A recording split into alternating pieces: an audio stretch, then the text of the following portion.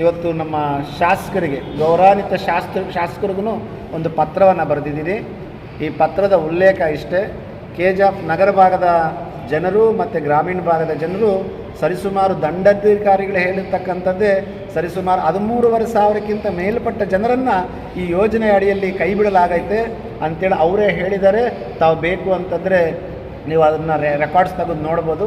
ಆದ್ದರಿಂದ ನಾನು ನಿಮಗೆ ಮನವಿಯನ್ನು ಮಾಡ್ತಾಯಿದ್ದೀನಿ, ಮಾನ್ಯ ಡಾಕ್ಟರ್ ರೂಪಕಲಾ ಶಶಿಧರ್ ಅವರೇ, ದಯಮಾಡಿ ಇದ್ರ ಬಗ್ಗೆ ಸ್ವಲ್ಪ ಕಣ್ಣು ಹಾಯಿಸಿ. 13,500 ಜನರು ಅಂತಂದರೆ ಕನಿಷ್ಠ ಪಕ್ಷ 2-3 ಜನ ಇರ್ತಾರೆ. ಇದನ್ನು ನಂಬಿಕೊಂಡು ಹೆಚ್ಚು ಕಮ್ಮಿ ಅಂದಾಜಾಗಿ ನಡ್ಕೋದ್ರೆ ಕನಿಷ್ಠ ಪಕ್ಷ 40,000 ರಿಂದ 45,000 ಒಂದು ಜೀವಗಳಿಗೆ ಇದೊಂದು ಹಾನಿ ಆಗೈತೆ ಅಂತೇಳಿ ನಾನು ಕಂಠಾಘೋಷದಿಂದ ನಿಮಗೆ ಮನವಿಯನ್ನು ಮಾಡ್ತಾಯಿದ್ದೀನಿ. ಕೆಜಿಎಫಿನ ಒಬ್ಬ ನಾಗರಿಕನಾಗಿ, ಒಬ್ಬ ಮಾನವ ಕುಲದ ಒಬ್ಬ ಮಾನವನಾಗಿ ಡಾಕ್ಟರ್ ಬಾಬಾ ಸಾಹೇಬ್ ಅಂಬೇಡ್ಕರ್ ಕೊಟ್ಟಿರ್ತಕ್ಕಂಥ ಒಂದು ಸಂವಿಧಾನದಲ್ಲಿ ನಾನು ಈ ಪತ್ರವನ್ನು ಬರಿತಾ ಇದ್ದೀನಿ. ಇದನ್ನು ನೀವು ಓದ್ತಿರೋ ಡಸ್ಟ್ಬಿನ್ ಬಿಸಾಕ್ತಿರೋ ಗೊತ್ತಿಲ್ಲ. ಓದಿದ್ರೆ ಭಾಳ ಅನುಕೂಲ, ಡಸ್ಟ್ಬಿನ್ಗೆ ಹಾಕಿದ್ರೆ ಅದು ನಿಮಗೆ ಅನಾನುಕೂಲ. ಯಾಕೆ ಅಂದರೆ ಮುಂದಿನ ದಿನಗಳಲ್ಲಿ ನಾವು ಅದನ್ನು ಹೇಳ್ತೀವಿ.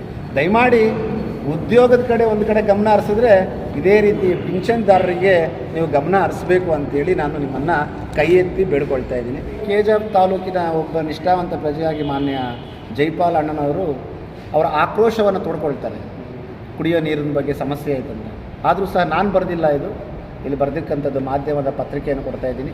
ಹಿಟ್ಲರ್ ಯುಗ ಹೆಂಗಾಯ್ತು ಅನ್ನೋದಕ್ಕೆ ಆ ಸ್ವಪಕ್ಷೀಯರೇ ಅವರ ಒಂದು ಕಂಠವನ್ನು ಎತ್ತಿ ನ್ಯಾಯಕ್ಕೋಸ್ಕರ ಕೇಳಾಡಬೇಕಾದ್ರೆ ಅವರನ್ನು ಯಾವ ರೀತಿ ಮಟ್ಟ ಹಾಕಬೇಕು ಅನ್ನೋದನ್ನು ಯೋಚನೆ ಮಾಡಿ, ನನಗೆ ಗೊತ್ತಿಲ್ಲ ಅವ್ರು ಮಟ್ಟ ಹಾಕಿದರೆ ಏನೋ ಅಂತ. ಬಟ್ ಈ ವಿಷಯ ಆ ಸ್ವಪಕ್ಷವರೇ ಎತ್ತಿದಾಗ ಇವತ್ತವರೆಗೂ ಅದಕ್ಕೆ ಉತ್ತರ ಕೊಡದೆ ಸೈಲೆಂಟಾಗಿದ್ದೀರಾ ಅಂತಂದರೆ ನಿಮ್ಮನ್ನು ಕೆಜಿಎಫ್ ಜನತೆ 83,000 ಮತಗಳಿಂದನೂ 53,000 ಮತಗಳ ಅಂತರದಿಂದ ಗೆಲ್ಲಿಸಿ ನಿಮ್ಮನ್ನು ಕಳಿಸಿರೋದು ಈ ರೀತಿ ಮಾಡಲಿಕ್ಕೆ ಅಂತ ನಾನು ಪ್ರಶ್ನೆ ಕೇಳ್ತಾ ಇದ್ದೀನಿ. ಇದಕ್ಕೂ ತಾವು ಉತ್ತರ ಕೊಡಬೇಕು ಅಂತ ಕೇಳ್ತಾ ಇದ್ದೀನಿ. ಅದೇ ರೀತಿ ಇಲ್ಲಿರ್ತಕ್ಕಂಥ ಮಣ್ಣಿನ ಮಗ ಮಾಜಿ ಶಾಸಕರಾದಂಥ ಡಾಕ್ಟರ್ ರಾಜೇಂದ್ರನ್ ಅವರು ಕೂಡ ಅವರು ಒಂದು ನಗರಸಭೆಯ ಒಂದು ಮೀಟಿಂಗಲ್ಲಿ ಅವರು ಕೂಡ ಒಂದು ಪ್ರಶ್ನೆಯನ್ನು ಕೇಳಿರ್ತಾರೆ, ಅದಕ್ಕೂ ಉತ್ತರ ಬರಲ್ಲ. ನೀವು ಎಲ್ಲೋದ್ರೂ ಒಂದು ಹೇಳ್ತಾ ಇರ್ತೀರ, ಸತ್ಯದಲ್ಲೇ ನಡೀತಾ ಇರ್ತೀನಿ, ಧರ್ಮದಲ್ಲೇ ನಡೀತಾ ಇರ್ತೀನಿ, ನಾನು ಧರ್ಮವನ್ನೇ ಪಾಲಿಸ್ತೀನಿ ಅಂತ.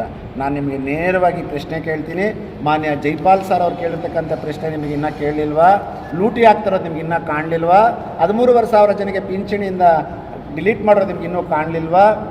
ಶೌಚಾಲಯಗಳು ಇಲ್ಲದೇ ನಿಮ್ಗೆ ಇಲ್ಲೂ ಕಾಣಿಲ್ವಾ?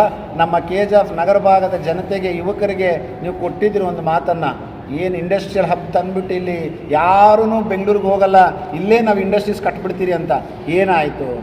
ಏನಾದರೂ ಒಂದು ವಿಷಯ ಬಂದಾಗ ಒಂದು ತುರ್ತು ಪೂಜೆ ಮಾಡೋದು, 3,500 ಕೋಟಿ ಬರ್ತೈತೆ, 5,000 ಕೋಟಿ ಬರ್ತೈತೆ, ಇಂಡಸ್ಟ್ರಿಗಳು ಸ್ಟಾರ್ಟ್ ಮಾಡ್ತೀರಂತ ಕಿವಿಯಲ್ಲಿ ಹೂವು ಹಾಕ್ಬಿಡೋದು. ಮೇಡಮ್ ಅವರೇ, ನಾನು ನಿಮ್ಮನ್ನೊಂದು ಪ್ರಶ್ನೆ ಕೇಳ್ತೀನಿ. ಇನ್ನು ಚುನಾವಣೆಗೆ 2 ತಿಂಗಳು ಸಮಯ ಉಂಟು, 2 ವರ್ಷ ಸಮಯ ಉಂಟು. ನೆನ್ನೆನೋ ಮೊನ್ನೆನೋ ನೋಡಿದೆ ಒಂದು ಸಾಮಾಜಿಕ ಮಾಧ್ಯಮದಲ್ಲಿ 3,500 ಕೋಟಿ ಎಲ್ಲ ಅಪ್ಲಿಕೇಶನ್ ಹಾಕ್ಕೊಂಡಿದ್ದಾರೆ, ಅವ್ರು ಡೆಪಾಸಿಟ್ಸು ಕಟ್ಬಿಟ್ಟವ್ರೆ, ಒಂದು ಕಡೆ 5,000 ಕೋಟಿ ಅಂತೀರ. ಒಂದು ಇಂಡಸ್ಟ್ರಿ ಎಸ್ಟಾಬ್ಲಿಷ್ಮೆಂಟ್ ಆಗಲಿಕ್ಕೆ ಎಷ್ಟು ಸಮಯ ಬೇಕಂತ ನೀವು ಹೇಳ್ತೀರಾ? ಇವರೇ ಡಾಕ್ಟರೇಟ್ ಪಡ್ತಕ್ಕಂಥ MLA ಅವರು. ನಮ್ಮ ಸೌಭಾಗ್ಯ, ನೀವು ಡಾಕ್ಟರ್ ಆಗಿರ್ತಕ್ಕಂಥದ್ದು ನಮ್ಮ ಸೌಭಾಗ್ಯ.